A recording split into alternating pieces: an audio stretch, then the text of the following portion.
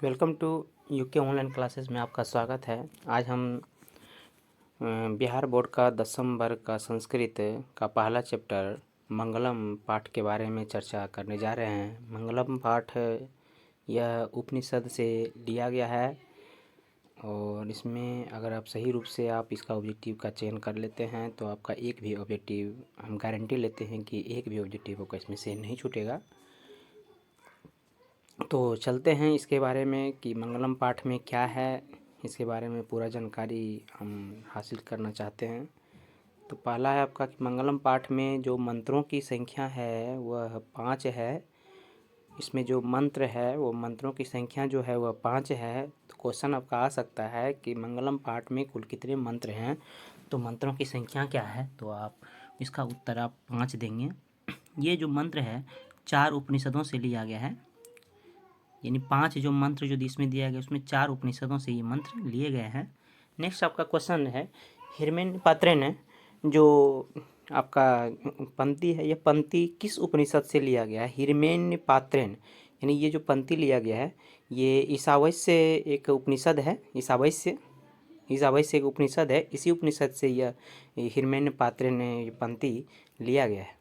Next आपका question है अर्णोयान महतो महियान। अर्णोयान महतो महियान यह जो है पंक्ति किस पंक्ति से लिया गया है? यह पंक्ति जो लिखा गया अर्णोयान महतो महियान, ये जो उपनिषद है यह कंठो उपनिषद से लिया गया है। ये पंक्ति जो लिया गया है कौन सा उपनिषद से लिया गया है? कंठो उपनिषद से लिया गया है।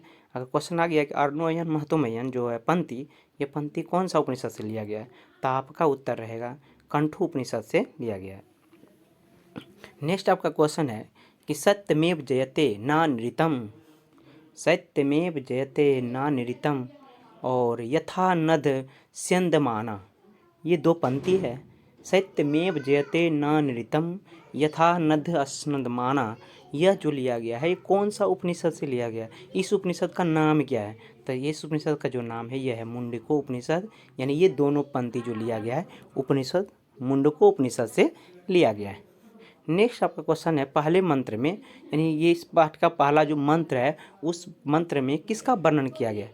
तो पहला मंत्र में जो वर्णन किया गया वह सत्य का वर्णन किया गया है और दूसरा जो मंत्र है वो आत्मा का वर्णन किया है। यानी पहला मंत्र में सत्य का वर्णन और दूसरे मंत्र में आत्मा का वर्णन किया गया है। यानी क्वेश्चन आ सकता है आपका कि इस मंगलम पाठ का पहला मंत्र में किसका वर्णन किया गया है? तो मंगलम पाठ का पहला मंत्र में जो वर्णन किया गया है वह सत्य का वर्णन किया गया है और दूसरा मंत्र में किसका वर्णन किया गया है? तो दूसरा मंत्र में जो वर्णन किया गया है वह आत्मा का वर्णन किया गया है। उपनिषद में चर्चा जो की गई है ब्रह्मा की, आत्मा की और परमात्मा की। उपनिषदों में ब्रह्मा की चर्चा की गई है, आत्मा की चर्चा की गई है और परमात्मा की चर्चा की गई। उपनिषदों में दर्शन शास्त्र का सिद्धांत, क्वेश्चन आपका आएगा उपनिषदों में किसका सिद्धांत है? उपनिषदों में दर्शन शास्त्र का सिद्धांत है। नेक्स्ट आपका क्वेश्चन है मंगलम पाठ में जो मंत्र है वो कैसा है? मंगलम पाठ में जो मंत्र है वह मंत्र जो है कैसा है? पदात्मक है।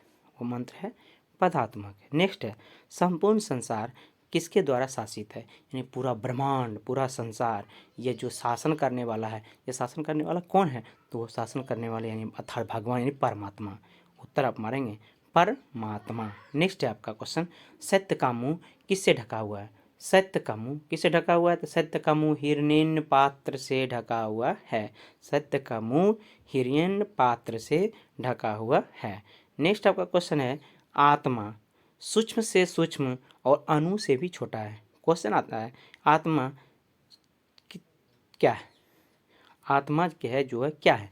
तो आत्मा जो है छोटा से भी छोटा है, अणु से भी छोटा आत्मा है। यानी कह रहा है कि अणु से भी छोटा आत्मा है जो हमारे शरीर में हमेशा विद्यमान होता है। जिस दिन ये आत्मा निकल जाती है समझिए वो शरीर बेकार है, कोई काम का ये नहीं है, जिससे ये बना हुआ है उसी में जाके वो मिल जाता है। नेक्स्ट आपका क्वेश्चन है महान से भी महान क्या है? तो महान से भी महान सबसे बड़ा क्या है? आत्मा। आत्मा से महान कुछ भी नहीं, यानी महानों से भी महान से भी महान है आत्मा। आत्मा जो है किसका अंश है? आत्मा जो है परमात्मा का अंश है।